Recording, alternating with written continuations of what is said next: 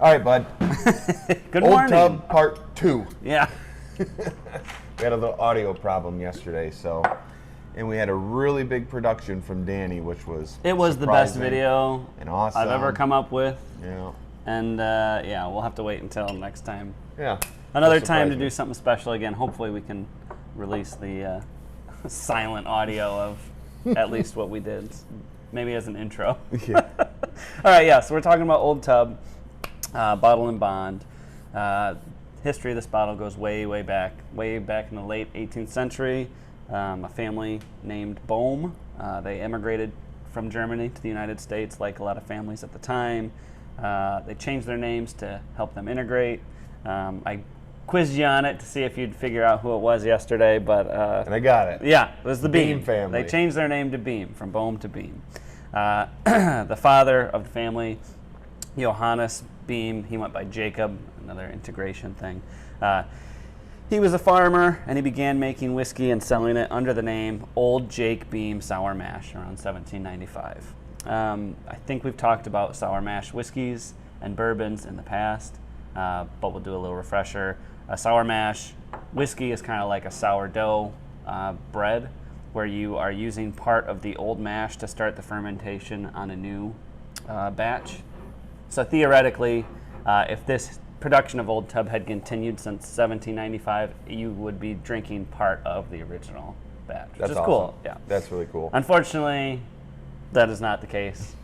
Prohibition and lots of other changes in recipe and things like that didn't carry out that way. But I'm sure there are. I'd like to figure out if we can find the oldest sour mash that goes back. That'd be a cool video. That would be really cool. So eventually, Jake's son David took over the responsibilities around 1820, and further expanded production during that time.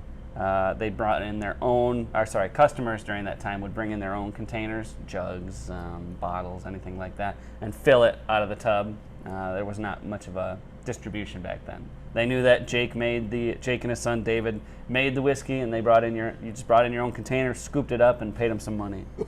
If we could do that today. I know. Around 1880, they began bottling and selling nationally under the Old Tub name that references the large mash tubs that they used to make the whiskey. Not a bathtub. Not a bathtub. Although that's kind of the picture I had in my head. Me too. It's more fun. It's kind of a terrible name. Very old, but yeah, Old Tub. So in 1943, the brand name was finally changed to what we know today as Jim Beam. And they finally made that final evolution out of Old Tub into Jim Beam. Now they brought this back, I think it was a couple years ago, calling it a limited edition bottle. I think we know that it's not really limited edition. We can get it pretty much whenever. But their idea was that people would just want to taste the past. I think they sold it for a long time in their gift shop at the distillery. You could get pints of it or something like that. And then they decided just to finally distribute it. And now it's a really great little budget bottle to keep around. For cocktails or even just drinking straight. It's what a lot of people call like a daily sipper. It's something you're not breaking the bank with. It's a great under $30 bottle.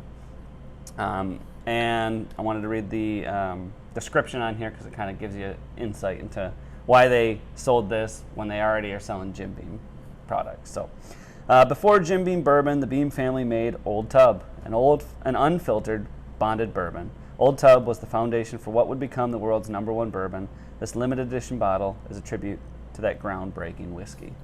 So you can find a lot of the roots of different Jim Beam versions in Old Tub.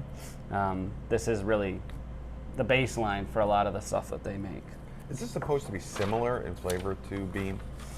So I've seen some videos of a Jim Beam Bottle and Bond and Old Tub side by side. It is very similar. Okay. I think even the big experts you find online, there's some big similarities. I think Old Tub is simpler, and I think they're kind of going after that, because when it was made at the time, it was quite simple. But yeah, so it's 75% corn, 13% rye, 12% malted barley. Then everything is real simple: the nose, the palate, the finish. But I think it does all those things really well. So I mean, it's a very solid bottle to keep around or to take to a friend's house, things like that. A lot of oak, corn, vanilla, the normal stuff on the nose, but Yeah. the thing I really think is cool, there's a little bit of mint and like cinnamon, but like red hot candy or I like remember hot that tamales. from yesterday's video. Yeah. So the red hot candy and the cinnamon, I'm totally getting, and it's still doing that drying the piss out of my mouth. Yeah. But It's kind of starts off rich, but yeah, even the nose and the finish both, you can tell it's quite dry. now somebody's gonna say, "Why was there piss in your mouth?" Yeah, why do you know what that tastes like? So yeah, a lot of cinnamon, vanilla, butterscotch, peanut brittle. Very good. Simple. Usually I can come up with a long list of things that you kind of pick out of it. But this one, I mean, those are it for me. Nobody will turn their nose up at No. throwing this on ice with Coke. No. Almost as good as like a Pappy and Coke situation. Right, exactly. Very good. Thanks for redoing this. Yeah, no problem. The finish is really nice. Kind of comes out with that rye spice, real dry vanilla, peanuts. Like I said, it's great in cocktails. It's an awesome under $30 budget bottle. It's a really nice sipper. Throw it in Coke. Throw it in your peach tea. Ooh, That's my jam. make a whiskey slush. Yeah, or that lemonade we made with the. That was very good. Yeah, that was good. Wouldn't make that wet. Anyway, yeah. So this was round 2. Hopefully the audio works this time. That was old top. Hey, next episodes we're gonna be doing Henderson whiskey and swear jar. Yeah. Which we I'm don't excited have at for the swear table. jar. That's supposed to be pretty good. Hey, cheers. Cheers. Old top.